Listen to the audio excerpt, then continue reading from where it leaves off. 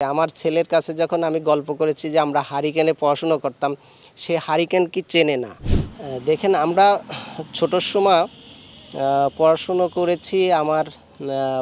আমাদের বাবা মা এখন আমরা যারা আমাদের সন্তানদেরকে যেভাবে টেক কেয়ার করি, পড় নিয়ে খাওয়া নিয়ে সব সময় যেভাবে লেগে থাকি, ওই সময়কে কিন্তু বাবা মারা এতটা লেগে থাকতো না এবং এতটা এই কম্পিটিশনটা ছিল না।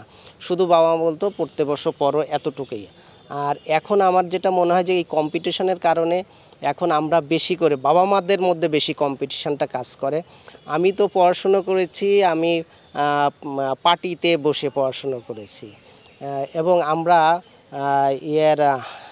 হারিকেন, ল্যাম্প এইগুলোতে পড়াশুনো করেছি। তখন তো ইলেকট্রিসিটি ছিল না, অনেক পরে এসেছে, সেখানে আমরা পড়াশুনো করেছি। আমার ছেলের কাছে যখন আমি গল্প করেছি যে আমরা হারিকেনে পড়াশুনো করতাম, সে হারিকেন কি চেনে না।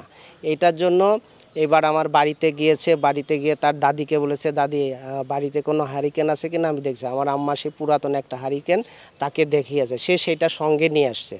এরপরে আমার বাসায় এসে সে সেটা লাইট দিয়ে জ্বালায় চেষ্টা করছে যে এটা পড়া যায় কিনা। আসলে আমি নিজেও পড়তে পারি, সেও এরকম অক্ষর দেখবে, কিন্তু আমি এখন চিন্তা করি যে আমরা এই হারিকেনে কীভাবে পড়াশোনা করছি, আমার পূর্ব সারি যারা ছিলেন, আমাদের গুরুজন যারা, তারা কীভাবে পড়াশোনা করছে। এখন ইলেকট্রিসিটির ইয়েতে মনে হয় যেন ওই আলোতে পড়াশুনো হয় না, চোখে অক্ষর দেখা যায় না।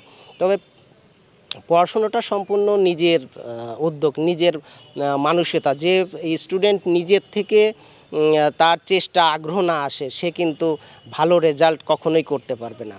তো এখন আমি যেটা আপনাকে জানাতে চাই পড়াশোনার বিষয়ে, আমার মনে হয় ভালো রেজাল্ট করার জন্য তিনটি বিষয় খুব গুরুত্বপূর্ণ, তিনটি বিষয়ের সমন্বয়টা খুব গুরুত্বপূর্ণ। প্রথমত হচ্ছে যে স্টুডেন্টের সদ ইচ্ছা থাকতে হবে ভালো রেজাল্ট করার জন্য, পাশাপাশি তার আগ্রহ এবং সদিচ্ছা নিয়ে সে চেষ্টা করবে, এবং যিনি অভিভাবক সেই অভিভাবককে সাপোর্ট দিতে হবে যে সে পড়াশুনো করতে চায়, তার পড়াশোনা যাতে কোনো প্রকার ব্যাঘাত না ঘটে, এর জন্য তার সেই পরিবেশটা তৈরি করে দিতে হবে। আর পাশাপাশি যিনি পড়াবে তারও ইচ্ছা থাকতে হবে যে আমি এই স্টুডেন্টের ভালো রেজাল্ট করবো, ভালো কিছু শেখাবো, জানাবো। এই তিনটা বিষয়ের যখন সমন্বয় হবে তখনই কিন্তু সে ভালো রেজাল্ট করতে পারবে।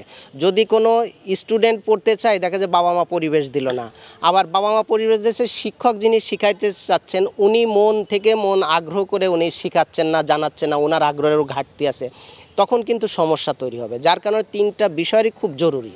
আবার শিক্ষক শিখাচ্ছে, স্টুডেন্টও পড়তেছে, বাবা মা পরিবেশ দিচ্ছে না, বাবা মা তো ঝগড়াঝাটি শুরু করছে, অশান্তি, অথবা তার পড়ার যে লজিস্টিক যে সাপোর্টগুলো সেগুলো দিচ্ছে না। যার কারণে ভালো রেজাল্ট করার জন্য তিনটা, এখন কম্পিটিশনের যুগ, সর্বক্ষেত্রে কম্পিটিশান, যার কারণে এটা খুব জরুরি।